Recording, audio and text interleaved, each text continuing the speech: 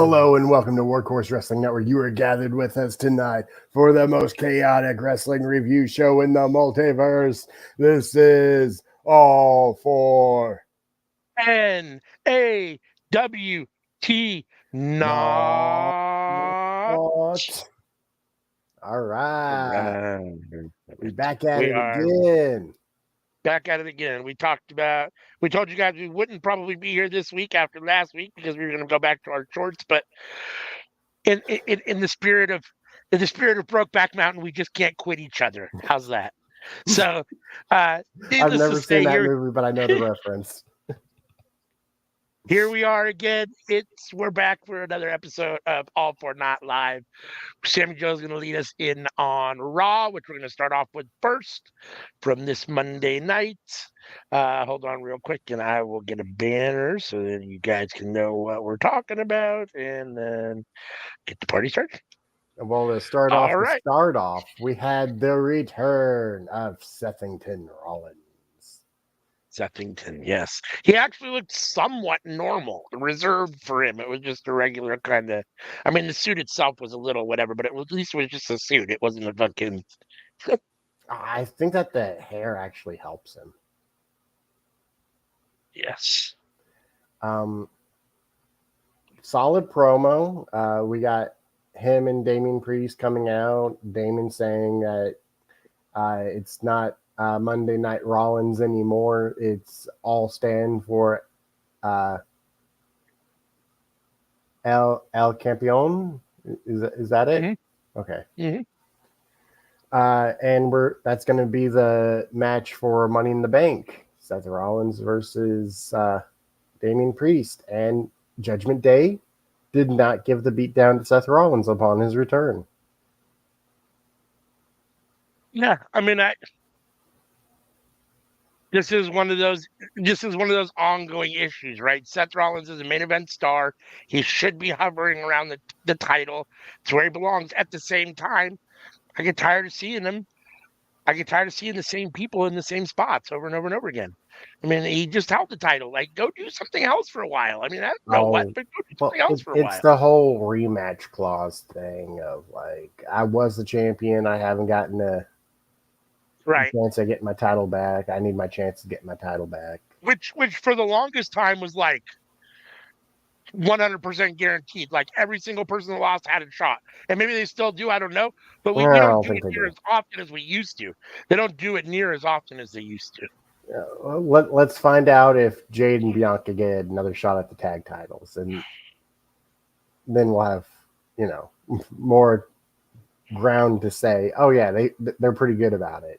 Because otherwise, did Gunther get another shot at the ISC title after he lost the ISC title? I don't think so. No. And, another example, they were saying Chad Gable's now had 6 or 7 shots at the IC title over the last year or two. And are you going to give him another one?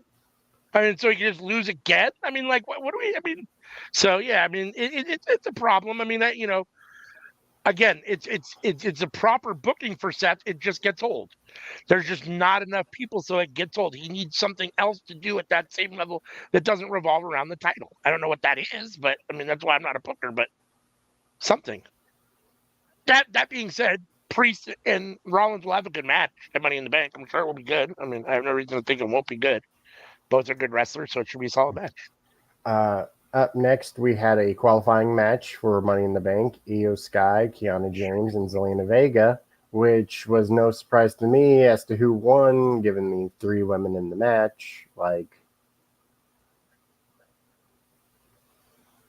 any arguments there? Yeah. No, not at all. No. I totally agree with you. All right. So, yeah, Io Sky picking up the victory, and it's going to be good to see her in the Money in the Bank match. She won the last year's. Is she the first one so far to qualify? I think so. I'm struggling to remember last week. I've slept since then. Yeah,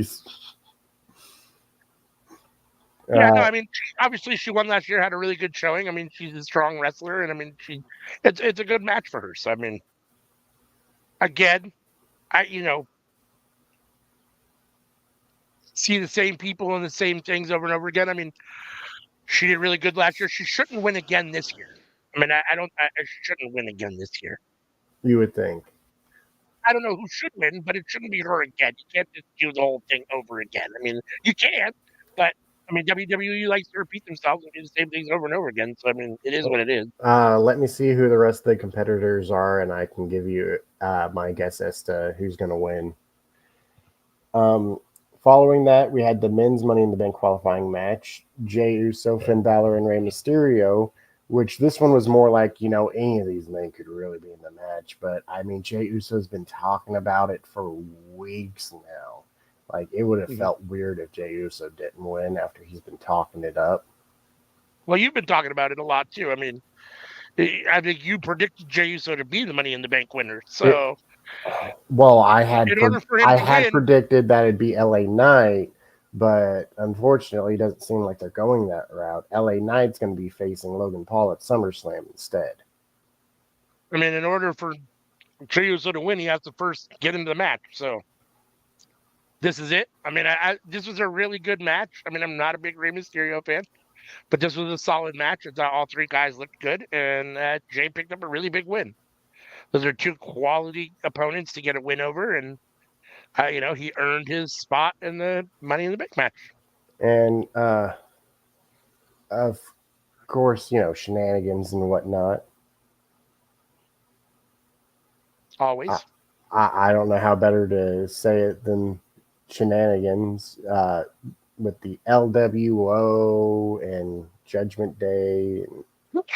Which is clearly the next. I mean, I wonder if they're going to have it out at War Games. I'm kind of curious if that's going to end up in War Games. I mean, the two factions seem to be on they're on a collision course. They've already been fighting with each other, but I mean, it feels like the two factions are set to do some faction warfare at some point soon here. Oh, I forgot we had Braun Strowman versus Chad Gable, and led to a breakdown between the group. Ultimately, cost Chad the match. Ultimately, yeah.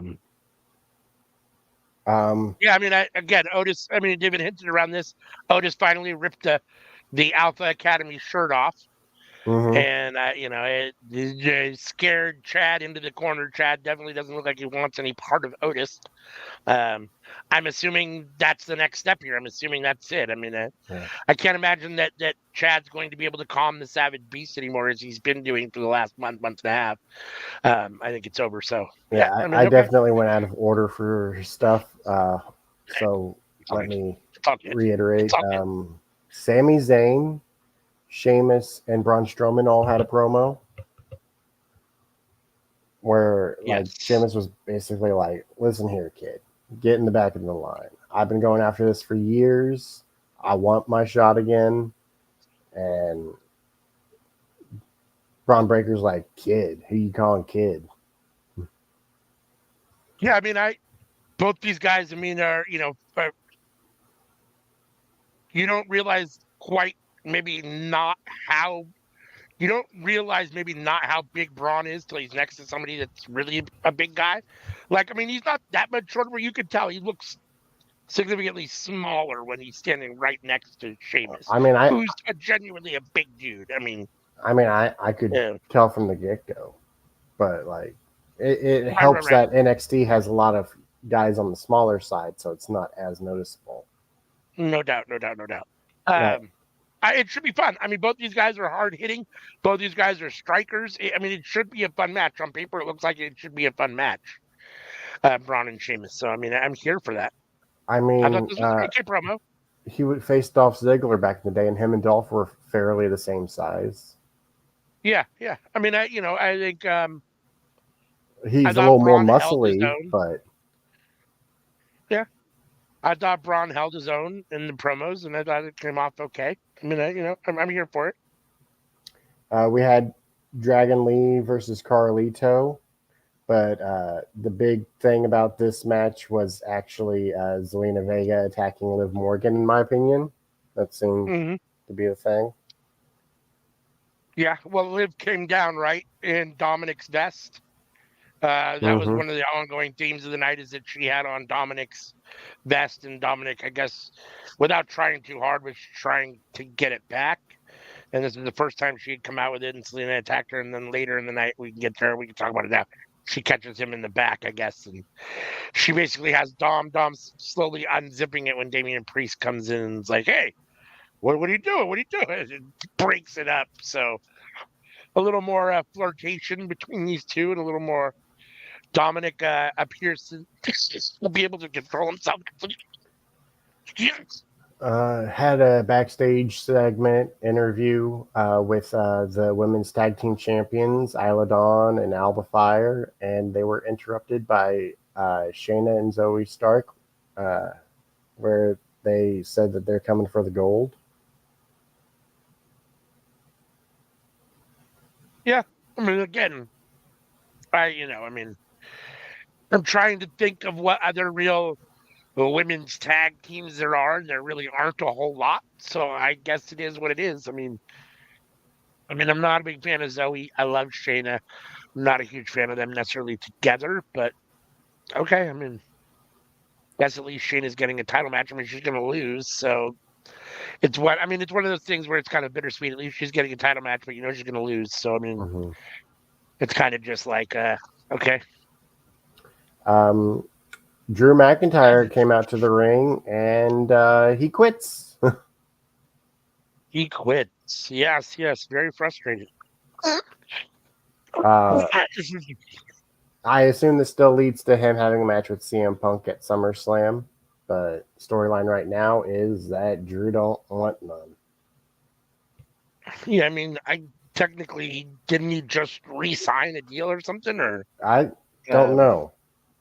Okay, well, either way, this is kayfabe. I mean, he's not actually quitting, so no. I mean, he's still gonna have a match, I assume, with CM Punk at SummerSlam, and with how much money that they're likely going to pay him for that match, I would imagine.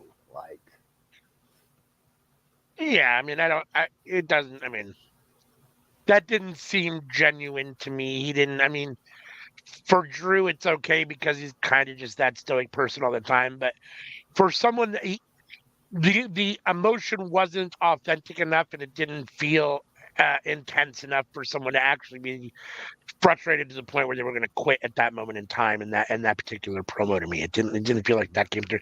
It was just kind of like, I'm slightly irritated. Fuck it, I quit. Which I mean, I don't know, but it is what it is. I mean, I think they played it off well, and it's a timely story. Like, a lot of people going through that with their jobs these days. Like, yeah, I mean, it's true. Because, back in the day, you work hard, you get a raise or a promotion. Now you are just expected to work with those guidelines with no promise of a raise or promotion. It's like, I can go somewhere else. And there's nothing stopping 100%. Me. I can go. Exactly. Damage Control had a match with Caden Carter and Katana Chance. Mm-hmm. I'm assuming Damage Control won. I honestly don't remember. I believe Damage Control did win, yes, if I'm not mistaken. My memory's worse than yours, probably, so, but I believe you're correct, yes. We then got our match of Sheamus versus Braun Breaker, which I honestly might put as match of the night, even though it ended in a no contest. I agree. I thought it was very good. I was excited for this when they set the match earlier in the night, and then I think it lived up to its expectations. Are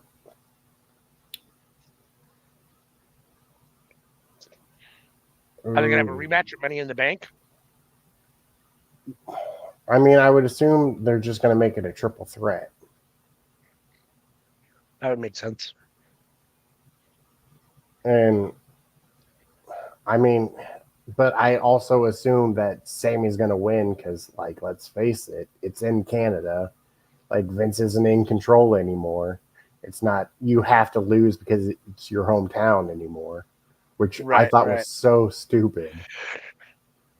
Yeah, I mean, the only reason that I could see them taking the belt off of Sammy is the only one that makes sense is to put it on Braun to give him a belt and a push the belt on him. But And that also only makes sense if Sheamus, it makes him a Grand Slam champion, and like Sheamus feels pretty deserving of having that accolade. yeah, I mean, I get that, and at the same time, I mean, his career is made. I mean, he's a Hall of Famer. I mean, it's nice, but he doesn't really need it. Um, Whereas, Braun's career is basically just starting for all intents and purposes, and he can really benefit from it. I mean, but the only reason I see to take the belt off of Sammy is if you're going to put him in the main event picture for one of the other titles. I mean, and then we'll have to see what And happens there. let's face it, that's not in the cards. Well, I mean, it's definitely not. I mean, obviously, it's not in the SmackDown card since he's on Raw. So, I mean, we'll have to see what happens here at Money in the Bank between Seth and Damian Priest. I mean, no, I mean, I tend to think like you do. I mean, they've other than the stuff with the bloodline, they haven't really booked Sami Zayn ever in his career like I would call a main event. I mean, I guess maybe the stuff with him and Owens as tag team champions, you might call that main event work. But no, for the most part, the bulk of his single work has been at the top to the mid card to the top of the mid card, lower, main event stuff. So I mean, that's probably, where they're going to keep him, I would imagine. So I mean, I don't know. We'll Uh, see. for me, like I'd actually be down for Seth Rollins beating Damian Priest. Okay. Because I think that there's just more meat on the bone for Gunther versus Seth Rollins than there is for Gunther versus Damian. I think it would be a better Yeah. match too. Yeah. I mean, I'd have to see it. I mean, I do think that we have the potential that we had with, what was it? I think it was Orton and Gunther that was really, really slow and really, really boring and very plotting. I mean, Damian Priest is very kind of similar Mm-hmm. to to Gunther. They both work very kind of slow, methodical. Neither of them is very quick paced. I could see it being a slow and boring match. At the same time, I mean, I don't know. I mean, You also aren't a fan of the flip flopping of the titles. no, I'm not. Well, and I'm not, or recycling people. I mean, Seth just literally had the title. Like, you're just gonna put it back on him again. Like, I mean, he always seems to have some title. Like, it's enough already. Like, do something else. Like, let somebody else have the belt. I mean, I At don't. any rate, I see Gunther leaving SummerSlam with the title. And that I'm good with. It's just, I feel like Seth would be the better match. I guess we'll see what ends up happening in Money in the Bank. Yeah, I mean, I don't know. I mean, you're probably right. Seth would probably be a better match. And even though on paper, even though talking about it, it could be really bad, I kind of would prefer to see um, Damian Priest and Gunther just because it feels different. I don't know. But All right. Well, let's move on to the main bit here. They'll we have technical glitches. The power goes out. A light comes on, and we hear the piano towards the Agent Orange song. Come on, Shatter, and the door opens up, and Nikki Cross crawls out. yes, I believe that's she's sister Abigail, technically. And then I think that if I remember it correctly, and it was kind of chaotic because of the lights and stuff, I believe the next shot was of somebody beat up, if I'm not mistaken. Mm-hmm. And then they showed another member of the Wyatt Six, and then somebody beat up again, and then I think it was alternating back and forth through the. It felt very cinematic. I thought it was greatly produced. It shone a good light on all these people, and it gave you a feel for what they're about without them really having to say anything at all. My only concern, and maybe this is a terrible way to look at it, maybe it's whatever, is who in that faction feels like a main event superstar? Anybody?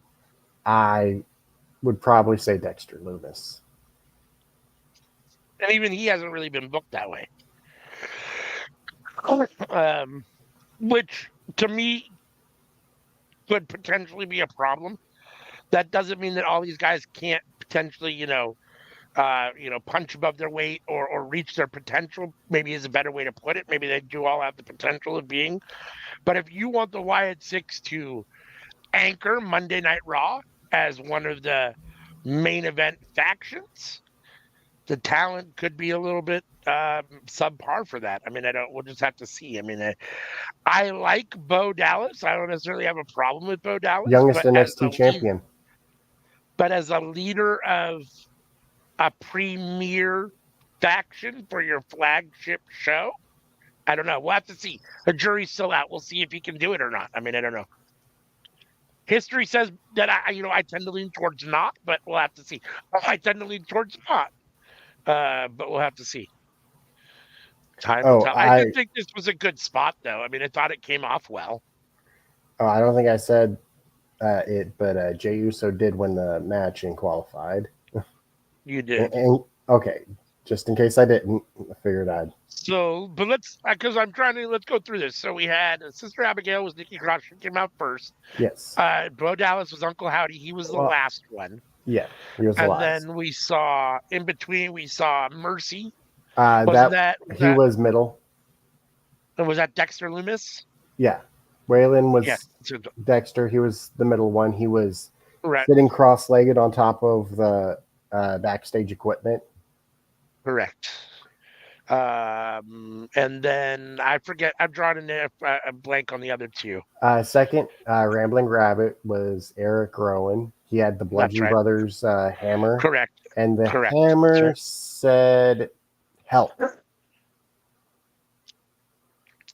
Which is interesting. I mean, obviously, one of the things about Bray Wyatt and or the Wyatt Six or whatever is little, subliminal messages, little, here and there, little mind game stuff. So I'm assuming that means something. I'm sure we'll get to know what that help implies at some point. But we had Joe Gacy as Huskus. That's right. Yep. And for Bo Dallas, his glove. Mm-hmm. I thought they all looked pretty cool. I mean, I thought they made them look pretty cool for the most part. His glove said Bray. Yes, I did see that. Uncle Howdy looked fairly cool. I mean, I'm not necessarily the biggest fan of this, but we'll see. I mean, I'm willing to give it a shot. But when Bray wore the gloves, he had the hurt and the heel, and Bo is wearing Bray on the hurt hand. I'm sure there's some sort of something to do with that, I would imagine. Feels like everything they do has some sort of, meaning to it or reason for doing it. So they have a lot of minds behind this, putting in a lot of hours. So I am very happy to see Joe Gacy get brought up to the main roster to be part of this. I mean, if this is successful, it's going to be great for him, which I'm here for because I really like Joe Gacy. He was great in Evolve. Yeah. No, I mean, out of those guys, I mean, honestly, his potential might be the highest. I mean, he might have the highest ceiling out of all of them. I mean, we'll have to see how it all plays out or whatever. But WWE has constantly fumbled the bag with him, though. That's true. This is very true. This is true. Maybe this will be a turning point for him. I mean, if they thrive and he does well in this role, then maybe it's a big push for him. And for Dexter too, who, kind of toiled. I mean, in NXT, they didn't really quite know what to ever really do with him for sure. And then they brought him up to the main roster and didn't do anything with him for the longest time, really. So, and I know I think he was out injured, if I'm not mistaken, right? So he's back now, obviously. This feels like a natural fit for him, unfortunately. I mean, for him, fortunately. So. The only thing is I feel like everyone's had at least a moment, except for Joe Gacy. I don't feel like WWE has ever really given Joe Gacy a moment. His biggest moment was kidnapping Rick Steiner. Yeah, I mean, yes. I mean, to be fair, I'm trying to think. I guess he's been there for a minute. It feels like he hasn't been on NXT that long, but at the same time, he has been there for a while. I mean, so He showed up longer than I about the guess. same time that Tony D did, didn't he?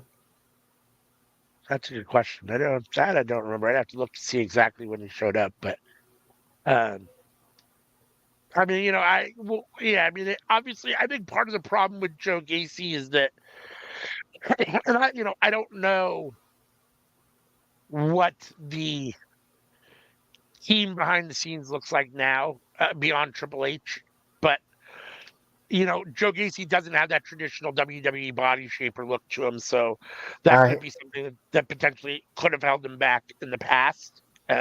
he did look like he trimmed down a bit when we saw him on Monday. He did look like he was a little bit thinner. So I mean, maybe that's, and in the past, Triple H has shown that he's not necessarily, exclusive of the same mindset that wrestlers have to look X way. So luckily for Joe, he's coming in at a time where Vince is gone, which I think is really good for him. Oh yeah, So this would absolutely never work if Vince was still in charge. Yeah. So we'll have to see. I mean, I'm optimistic and I'm hopeful that it works. It's not necessarily my cup of tea per se, but we'll have to see how it plays out. I'm hopeful. I really enjoyed it. I thought it was a solid episode of Raw. I thought it was one of the better ones. I mean, Raw's been decent for a while, but I thought it was a really good episode. Mm-hmm. I thought it was a very solid episode. So. All right, so that moves us into NXT from 2 nights ago. Which started off with say his name and he appears. I believe in Joe Hendry.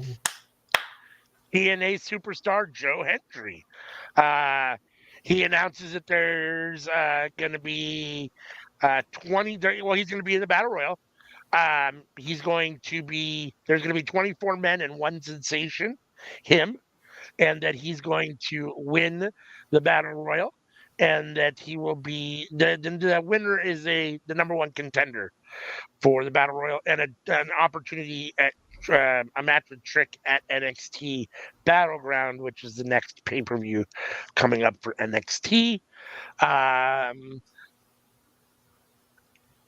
was extreme. Oh, sorry. Before I get too far away, they actually had two members of TNA appear in this match. Kaz, Frankie Kazarian, was also in this match, which I was a little surprised with, but at the same time, he's been in WWE before, so he seems like a natural fit, I guess, to a certain extent. You kind of know what you get, it is what, and Kaz is always a solid wrestler, so the match started, and the very, what? I was just gonna say, like, when it comes to the men's roster, like NXT's doing pretty good. Like, let's see, Joe Hendry, Ethan Page, Sean Spears, Javon Evans. I'm just going through a couple names here: Joe Coffey, Frankie Kazarian, Tyler Bate, Dragon Lee, Tony D, Garza, Carrillo, Tavian Heights, who's looked good so far. That's just some of the names that were in this Royal or this Rumble. So Eddie Thorpe. I thought it was a solid. I thought this match was very solid. Like I was going to say, the match started and immediately everyone teamed up and eliminated Joe Hendry. So it's kind of bittersweet. I mean, it looks good, I guess, to a certain extent because it took 7 guys to eliminate him technically, and everyone. So it's not really his fault. And at the same time, what you brought him in to be the first guy eliminated, like that seems a little odd to me. I'm not totally sure of that. And then you have the other TNA guy who's not near as over be in the final 4. So Kaz made it to the final 4. So I mean, I don't know. I thought it should have gone the other way myself, but it is what it is. I mean, I don't know. I'm not totally sure. Because like Joe Hendry cut the promo, and that caused him to gain the aggro of all the other people in the match. Of like, well, let's get this guy out. But then for him to ultimately be eliminated by Kazarian, while like 6 other NXT people are all clamoring for him at the same time too. But Joe Hendry's not a heel to me. No, although his promo was kind of interesting because he definitely, I mean, it wasn't your traditional babyface promo. It had a little more of a heel edge to it, but yet it wasn't really a heel promo either. It was, I don't know, it was kind of an in-betweener. It was weird. I mean, yeah, he's like the nice guy. He's like the nice mean guy. It's weird. It's like NXT could definitely use Joe Hendry. I would agree with that. I would agree with that. Like the crowd popped for him. He had never been on NXT before. The crowd knew who he was. Which, here's the thing for me. Like, they talk about tribalism and people say, oh, I don't watch anything else, and WWE fans only watch WWE. Yet anytime WWE brings somebody in from anywhere else, they always know who he is. So you can't tell me that these fans aren't watching. I mean, you don't know who Joe Hendry is unless you're paying attention to other parts of wrestling. Like, you just don't. So, and the whole fucking arena knew who he was. So, or the whole crowd knew who he was. So clearly you guys are watching more than just WWE. So I don't, it's weird to me when people, okay. Maybe it's a social media thing. Yeah. Like they check it out on the social media, but they don't actually watch other shows. Yeah. Suppose that could be true. Let's see, the final four. This Rumble, I thought, was reassuring for showing you that the future of the men's division in NXT is pretty solid. I thought this was a solid Rumble. Lots of good matches there. Lots of good wrestlers there. The final four, Tyler Bate, Frankie Kazarian, Frankie Kazarian, Javon Evans, Dragon Lee, and Sean Spears were the final four, if I'm not mistaken. Tyler Bate got eliminated right before. He was the fifth person. So, and ultimately, Kaz was eliminated by Javon Evans, who had a really good showing. Dragon Lee was eliminated by Sean Spears, and then Sean Spears was ultimately eliminated by Javon Evans, who got the win. I thought it was a big spot for him. That's a nice spot for him to get the win when you consider some of the people in the match, even though Hendry was eliminated quickly. When you think about Kaz and Dragon Lee and Tyler Bate, some of these other guys that were in the match, Garza, Carrillo, that are proven superstars. I had thought that they might have given it to Sean Spears here. Yeah. Even Alexis King, who hasn't necessarily had the greatest outing, but has been touted as, whatever. So for Javon to get the win here was big. And that's put a lot of trust in him to have this spot. Now he's got a match against Trick for the world title at NXT Battleground. I'm assuming that'll be the main event. The two of them seem to be buddy-buddy. Later, we'll see them backstage talking. I thought this was good here. I really enjoyed this match, and I thought Javon Evans winning was great. Yeah, Javon is great, but he's also 20. Yes. So, do you think he's getting pushed too fast? I'm worried that they might be.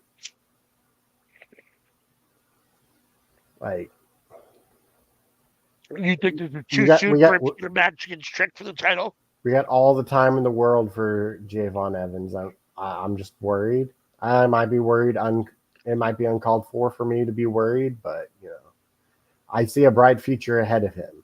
And if you strap that rocket too soon, he could stumble and crash.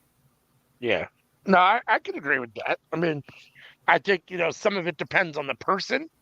And how they handle, especially all that potential fame and notoriety and success at such a young age. Randy Orton. Yeah. Biggest example of you strap that rocket a little too soon and they will stumble and crash.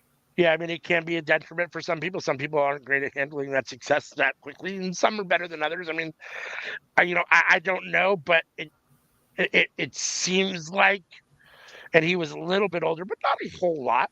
Seems like John Cena seemed to do a pretty okay job with getting a lot of notoriety as a young guy. I think he was 24, 25 when he broke into WWE, and he was pretty over fairly quickly within a couple of years. I mean, and he, a lot of notoriety at a pretty young age. So, I mean, and he seemed to have, I know that he's had some issues personally in his personal life, but none with the law, none with drugs, none of that. Not that we know of, not that I've ever heard of. So, for all intents intents and purposes, it hasn't seemed to be a detriment to him.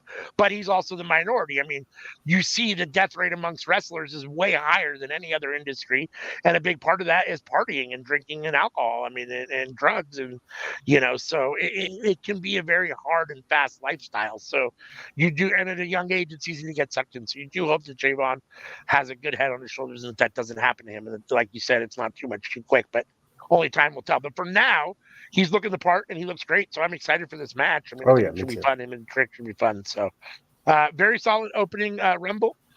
We had Fallon Henley backstage. She's not happy with the fact that Carly Bright thinks she's entitled to a North American title match. And if anyone deserves it, it's her. Then everyone kind of comes in. Ren Sinclair, Brinley Reese, Carmen Petrovich, Sol Ruca, and no one's happy with Fallon's sentiments. No one likes Fallon at this point and doesn't agree with her. So they all ultimately still want a shot. I guess we'll end up seeing what ends up happening. Then we've got Roxanne Perez and Lola Vice backstage getting ready for their tag team match. Can they coexist? We shall see. Lola says she's not coming for Roxanne's title yet, but that ultimately she is, and Roxanne needs to be prepared. And Roxanne says she doesn't trust Lola or anybody in the division, and she just wants Lola to handle business. Andre Chase, what did you think of this? Those are the top two women in the division. They are setting up the breadcrumbs, and it's all looking good. Like, they got their story down. They know where they're headed. Like, I have no complaints. Like, is it a story we've seen before? Of course. But, like, if it ain't broke, don't fix it. I agree. And a lot of times, I've said it on here before, you don't need to reinvent the wheel. Well, no, I simply want your title should be more than enough. Not everyone has to be. We wrote, like I said before, we rode up we drove the road for 20 years, smoked crack together, fucked the same awards. I slept with your mom, and you slept with me. It doesn't have to be all that to explain why you have to have a match, right? Mm-hmm. So it can be simply, I want the spot that you're in. We're both competitive. You're above me, or whatever the case may be, and I want to prove that I'm better than you, which is enough for me. So, and that's basically what this is. And personally, I'm looking forward to a Spanish promo battle going on, Yeah. No, I thought that both Lola and Roxanne came off good here. I thought they both talked well here. I didn't think either of them seemed to have any issues. So, no, I enjoyed this. I thought it was good. We then had Chase U stuff with Reg Holland. Let's see. Riley Osborne wasn't there because he's in the UK. Thea Hale gave Ridge an official Chase U T-shirt. And then here come the Good Brothers poking fun at Chase U. And they said Ridge went from a brute to a nerd, which I kind of see. It's kind of funny. I got a little laugh out of that. They're the Good Brothers are kind of your classic bullies, and a lot of it's low hanging fruit, but it still gets a little laugh out of me sometimes. It's still kind of funny. So, and let's see. They've been calling people nerds for years. Yeah, they ultimately call Thea a nerd or a kid as they walk away. Chase U isn't happy with that. I'm assuming that maybe we'll get a match at some point between the Good Brothers and.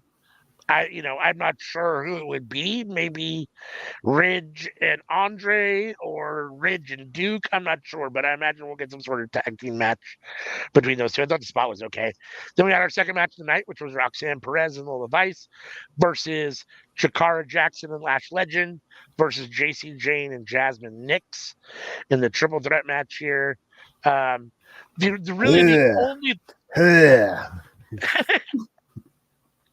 Really, the only thing I thought that was not this match was bad at all. I thought the match was fine. I thought they all looked good. I thought it came off well. The only point worth mentioning was at the very end when Lola hit the move and then Roxanne tagged herself in to hit Pop Rocks and get the pin and create more drama between the two of them leading into their match. Ultimately, I assume a battleground for the title. So stop. Sorry, my cat's scratching stuff he's not supposed to be. So Should be a that good was the match. They are it the should be. two best women on the roster until Julia shows up. So, like, It should be. I thought this what other match match are you was going to good. do? What other match? What other match do they have?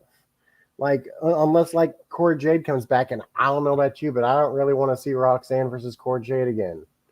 But like, that's the only other like big match that they have until Julia shows up. I agree. Yeah, no, I mean, right now the women's division is extremely down in NXT, unfortunately, which is interesting because the men's division I feel is doing pretty good. Mm-hmm. It's interesting. They're doing really good without what I would call like a super big star.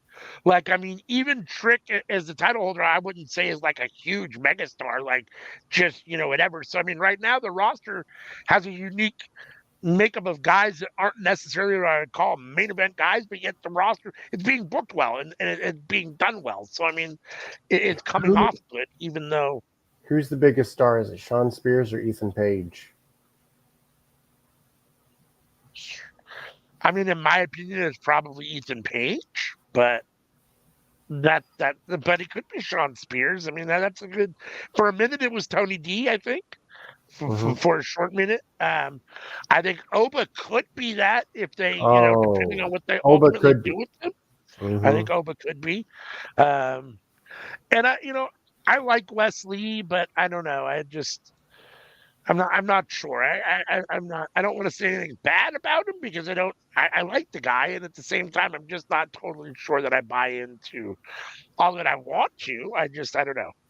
I'm not sure. I'm not like red hot on him at the moment. So, but no, I mean there isn't a whole lot going on, especially in the women's division. So, um, like I said, Roxanne and Lola got the pin.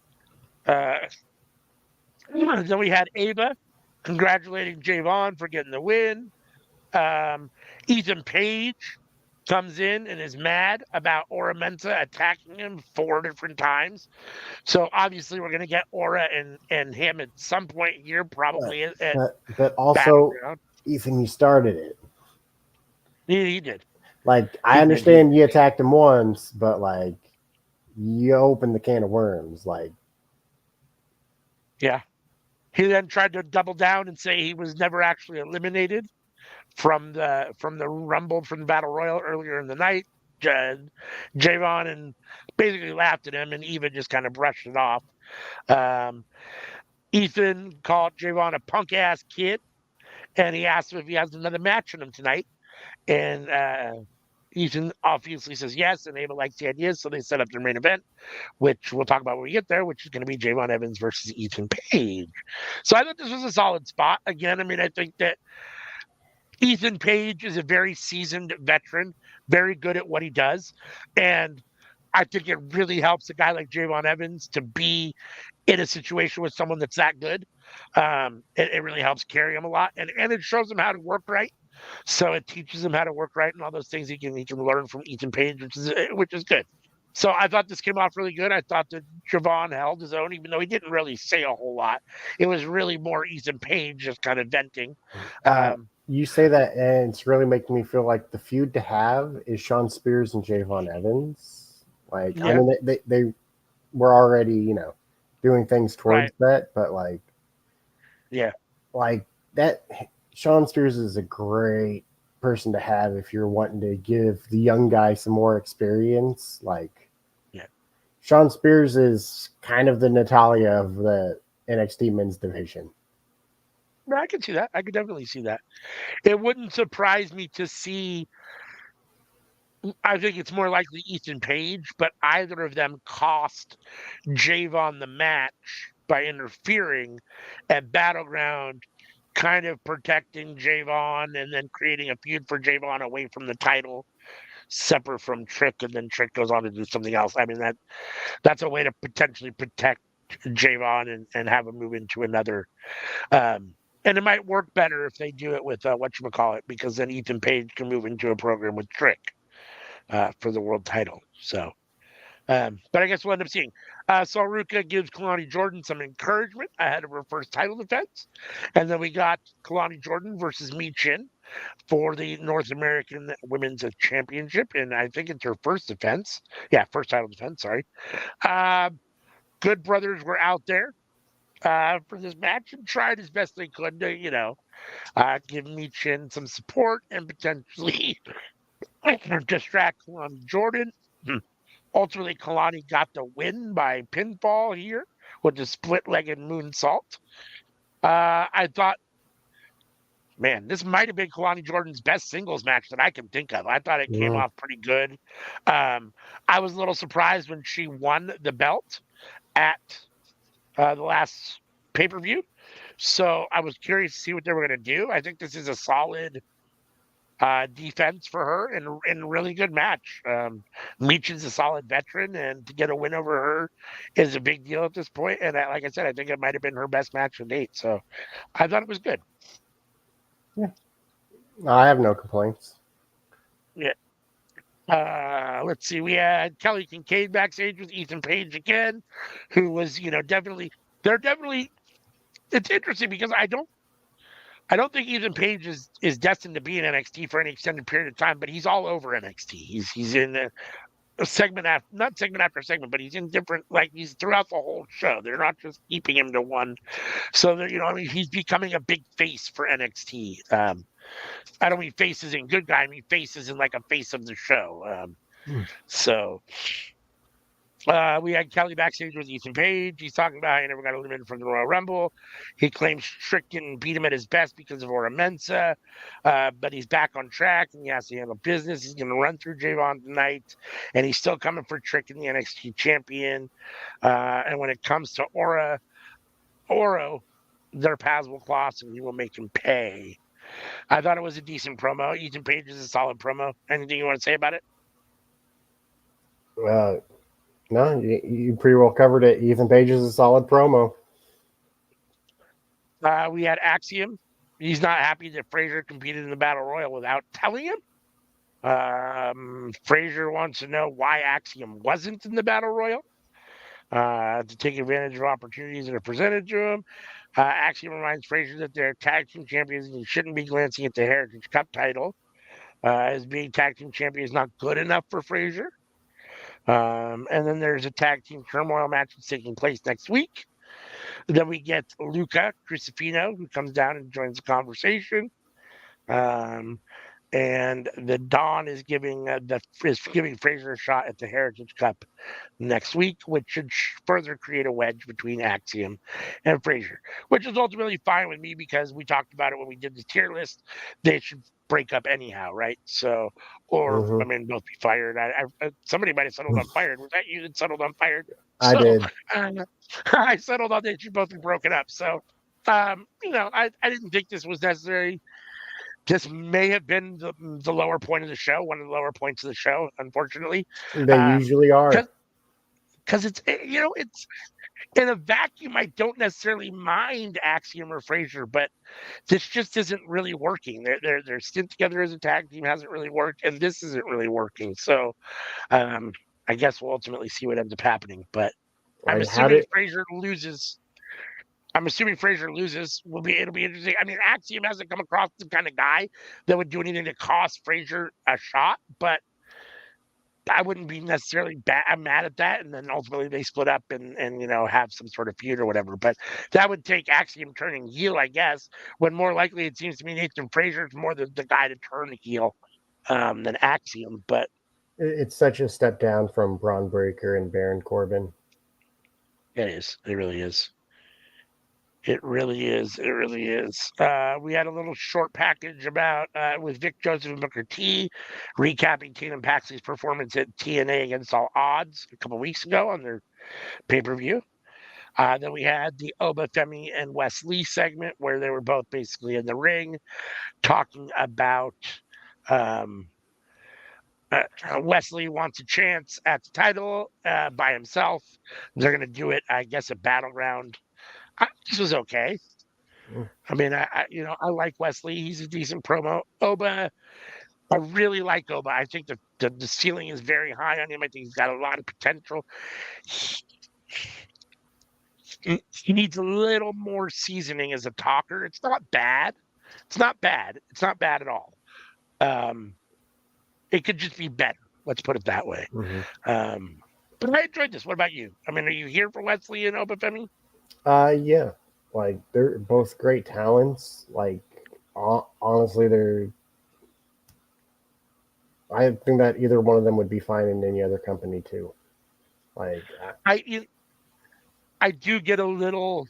This is one of those times that kind of frustrates me because it gives me those stupid Rey Mysterio giant killer vibes because it feels like Wesley's really small and Obafemi's really big. And for me, in the real world, there's not, there's just no way of believing that Wesley and or Rey Mysterio is beating any of the giants that they beat, or that Wesley can actually beat Obafemi. So it's a little because they're going to let him. If he doesn't win, they're going to at least let him have a good showing, and you're going to get to see Oba in probably a couple vulnerable positions because of Wesley, and it just feels like that shouldn't happen. So but if they do it well, it is what it is. But it gives me those vibes a little bit. where Wesley would probably be better situated if there was like a cruiserweight championship, is what you're thinking. Yeah, I mean, I just personally don't. I know it's probably a bad thing to say, to be stick people the same size with people the same size. But when it comes to fighting, there's a reason why when you actually have competitive contact sports, you have people in weight classes. I Mm-hmm. mean, that's why you do that. If this was a true full on 100% competition, you wouldn't have Obafemi versus Wesley. You just wouldn't. Oba would break Wesley in half in about 30 seconds. So you have to suspend your disbelief, which you have to do a lot with wrestling. For me, it just becomes harder when it feels like it's such a gap. I have to do so much suspension of disbelief. Oh, you saying that just reminded me of the Eddie Hall fight. Eddie Hall. I don't know that I'm familiar with that one. Professional weightlifter. He holds the world record for deadlift. Yeah, I don't think I know who he is. So he had a fight, and instead of fighting one dude, he fought two dudes of equivalent weight to him. Well, there you go. So, yeah, I mean, I don't, that being said, I did think this segment was okay. I thought it came off okay. I mean, I think the match will at least be fun at Battleground. So, and, Wesley is over. And so it's good for Oba to be in a program with him. Mm-hmm. So, I think it's good. I assume Oba's going to win and retain. I think that's the right thing. I don't know what that means for Wesley. I don't. I I don't want to say Wesley couldn't be successful on the main roster because he definitely could be. I just don't think he would be. Um, I have a feeling, and not when I say this, it's going to imply that I don't think he's been successful because I do, but not to the extent that he could be. I feel like Wesley is like almost like a cheap version, a value version of Ricochet to a certain extent. And I don't.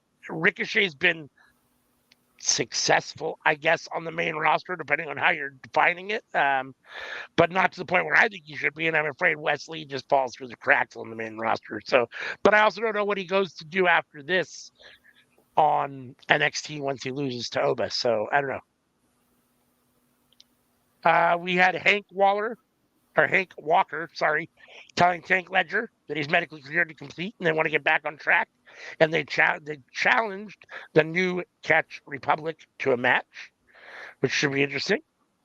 Do you care about Hank and Tank at all? Not really. I don't think so. Back from commercial break, we got Charlie Dempsey trying to recruit Tavion Heights to the No Quarter Catch Crew. They're just not going to change that name. They're just sticking to their guns. They're just, Mm-hmm. fuck it, we're doing it. Um, Tavion's not really into it, but he's going to have a match next week with Damon Kemp, and if he wins the match, he'll join the group. So we'll have to see. Which to me is kind of weird stipulation if he wins. I'm sorry. If Damon Kemp wins, he'll join the group. So, which makes sense.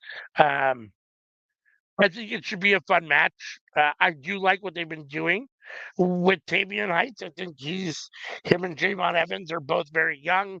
The future looks bright. I do think the future looks a little bit. Well, they've shown us more of Javon Evans than they have of Tavian Heights yet. But I'm interested. Mhm. I don't know that I want to see Tavian Heights with the no quarter catch crew, and I don't think that's necessarily what's going to happen. But Sammy says no. NXT clip showing Gallus being livid at Wesley for getting another shot at the North American title, and then they get jumped by Tyson and Tyreek. Like honestly, let's split up to a no quarter catch crew. Yeah, Bring I'm them here up. for that. I'm here for that.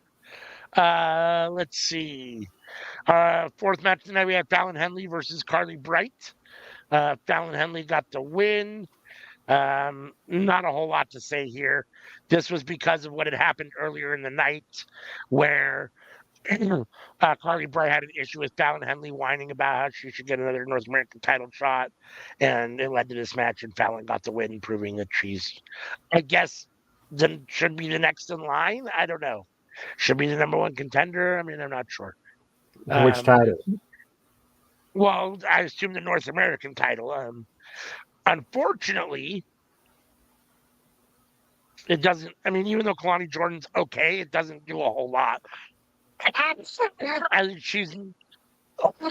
was a little surprised when she got the win to begin with, and now the person that I thought was going to get the win looks like is going to be the number one contender.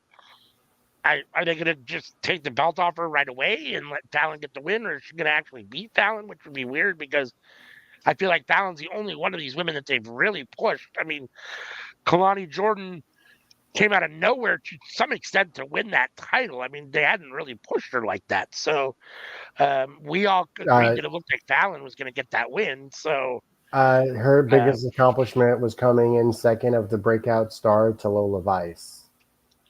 So for all intents and purposes, you would think that here in a singles match between just these two that Fallon Henley would probably get the win, but that means taking the belt off of Kalani Jordan right away. So I don't know what they're going to do with this ultimately, but and furthermore, I don't really care, which is sad.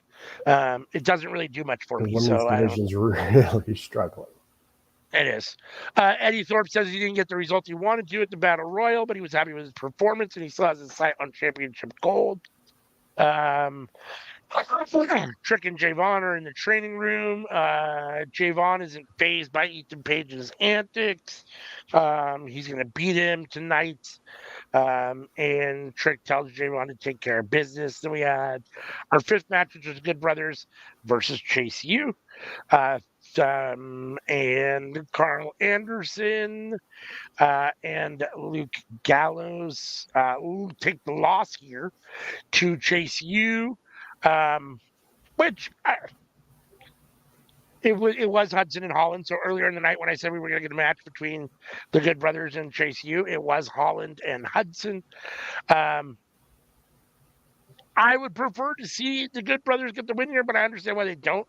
They're the older veteran tag team that doesn't really need to win, and you want to push the younger guys and Chase U, whether good or bad or like it or not. They are one of the mainstays on NXT, and they get a lot of TV time, so they have a vested interest in them. So I guess I understand why they got the win here. It is a pretty big win for Hudson and Hollins over seasoned veteran team, multiple time tag team champions all over the place. So it's a big win for them. So yeah, I mean, what did you think of this?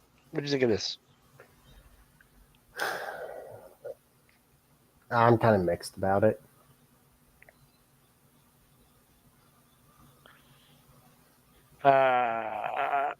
Let's see. Next, we had Ava congratulating Kalani Jordan on her successful defense of the title. Ariana Grace joins the conversation.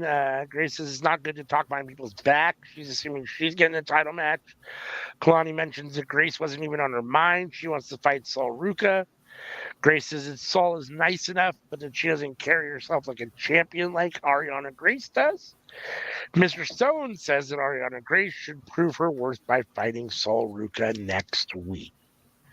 What do you think of this at all? Do you like Ariana Grace? Are you here for? Well, I grew up in a pageant family, so her gimmick, like I personally enjoy it. It's something we don't see very often, you know. Mm-hmm. I'm here for it. Solruka is a good competitor. It should be a decent match. These are two of their better women. Like, I agree with that. I mean, Yeah. there's not a huge pool to work with, but of the pool that they have, these are two of the top 10. Yeah. I agree with that. We then got Fallon Henley again backstage, complaining in the backstage area with Tracy Jade and Jasmine Nix. No one's really buying into Fallon Henley and her bullshit. Then we get our sixth match on our main event of the night: Ethan Page versus Javon Evans. Um, Ultimately, Ethan Page gets the win here. But this was good. Sean Spears got in the middle of it. Sean and at the end, Sean Spears and Ethan Page teamed up on Evans, and then Trick Williams came down to help Evans. I assume we're going to get a tag team match here between Spears and Page versus Trick and Evans. If it wasn't for Sean Spears and Trick ultimately getting involved, I think that Javon could have got the win here, but Ethan Page probably should get the win here. He's a seasoned veteran. Javon's really the green rookie. This was his first main event on NXT. Excuse me. Hold on. I'll be right back. One thing I'd like to say is that Ethan Page and Sean Spears would make a good tag team. Also, Trick Williams and Javon Evans. That'd be a hell of a tag team, too. Yeah, I'm here for that. I'm here for both of those. I'm here for a tag team match between the two of them. I thought this match came off really good. He was able Better to than hit the actual tag champs. the Eagles edge for the win. Like I said, it's a good spot for Javon to be in a main event match against a seasoned veteran like this with Ethan Page, and he had a good showing. So I thought this was a solid NXT. I enjoyed it. I would say it was, front of the middle of the pack, if not the back of the front of the pack. It wasn't an A, but it was probably a B, B minus. So right there somewhere, solid show. And I enjoyed it a lot. I have to look up and see exactly when Battleground is, but they're definitely building up to Battleground. It felt like everything, for the most part, had some sort of decent buildup, and they were using it to build towards something in the future, which is good, as opposed to just having pointless stuff. Some of it I don't care about, but there didn't seem to be a whole lot of pointless stuff, so that's good. So, anything you want to say? What do you think ultimately about NXT this week?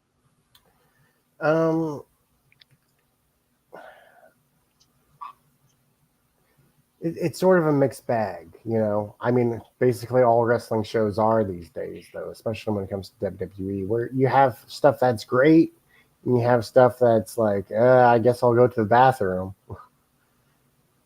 Yeah. But like the men's division is solid. The main event scene is solid. Like if you put in some better tag champions and break up no quarter catch crew, like things will be looking pretty good, at least for the men. For the women, like you got the main event scene, and like aside from that, you're just hoping that the other matches are good. Even in the main event scene, really, we just kind of talked about there's really only the two girls. Yes, basically, and it's Roxanne Perez and Lola Vice. And we're about to be getting that, and it's like, what do we do after that? Yeah. No, hopefully Julia's debut. Yeah, I mean, we need Julia. Even though I think she's done okay, I think NXT and her both would have benefited from Tiffany Stratton staying around a little bit longer. I think she could still be there right now, putting in good, solid work. She'd be one at the top of the pile there, make that main event division a little bit bigger. There's a lot of women on the main roster who like could really be doing good work for NXT. Like a big name in my head is Shotzi Blackheart. Yeah. Mm-hmm. Like she would be great, and she's not doing anything on the main roster anywhere. So put her on NXT and let her do something. I cannot believe that they drafted Kiana James. Like she wasn't even top 5 for NXT, and for her to get drafted, it's like, oh, what are you doing? What are you doing? No, I agree. I agree.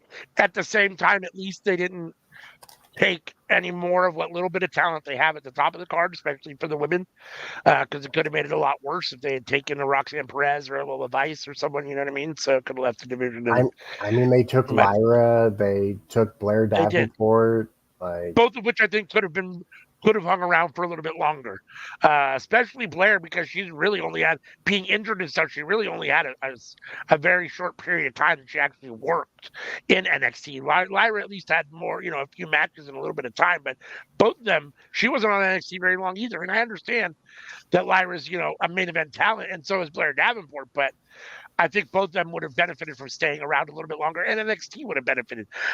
The best thing, in my opinion, about the black and gold era, which is when NXT for me was the very best that it ever has been, was that you had truly main event roster stars competing week in and week out in solid storylines on NXT, and it mattered. And that's you know what I mean? And if we can get back to that, and it feels like we're slowly kind of working our way there in a different way, but if we can get back to that, it'll be good again. I mean, it'll be really good again. So WWE needs to pick up some more women. Like, yes, it's as simple as that. Like, definitely, you got to look outside of your own company and see what you can get. Because, like, as good as the people that you are training up who have never wrestled before are, like, they're not all hits. Like, you get lucky sometimes. You get a Lola Vice who, is coming from MMA, and like, okay, yeah, she works well. The fans like her. Okay, good. But like, that's one of what, 30? Like, those aren't good odds. Yeah. No, and Shayna Baszler's another one of those. She's been kind of dipping her toe. They've been dipping her toe back in NXT periodically with her relationship with Lola Vice, and they just had that match at whatchamacallit, the Underground match, the last pay-per-view. So I wouldn't mind seeing Shayna Baszler in the women's division of NXT either, because she gets work on the main roster, but it's not the right work. So I'd rather see her in the main event roster, the main event picture on NXT than the mid card or not really doing anything on the main roster. Zoe Stark was another who I felt like went up to the main roster sooner than I expected her to. Yeah, probably too soon. Yeah, I agree with that. And I even though some of these women are ready, I mean, you do want NXT to be a solid brand, and so you can't just leave it with bare bones all the time. I mean, you can't just take everybody all the time. Or you can, but then you get a bad show. I mean, it just is what it is. So, yeah. So, let's see. Anything else you want to say? There's good and bad between bringing people up, because like on the plus side, then you have more open room to work with the talent that you have to help push them up, because now you have more time with those stars no longer there. But on the other side, they're going to the main roster where there's already a load of talent, and they're kind of going to get lost in the shuffle. So like, it kind of hurts the talent, and the only thing it helps is giving other people more time on NXT. And you're giving people time that's, making it a bad time. So yeah. Agreed. All right. Excuse me. Thank you for joining us here at Workhorse Wrestling Network for all for NAWT NawT tonight again.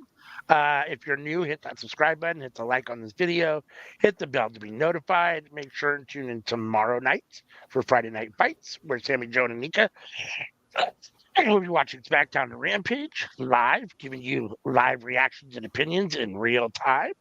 Then join us on Saturday for Collision, where myself and I think CM should be watching Collision Saturday night.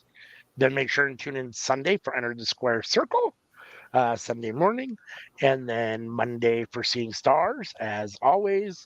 Tuesday night for the cookout, and yeah. So make sure and join us for all that stuff. If you hit the bell to be notified, you'll get a notification so you know when everything starts. And until next time, Peace. Thank you.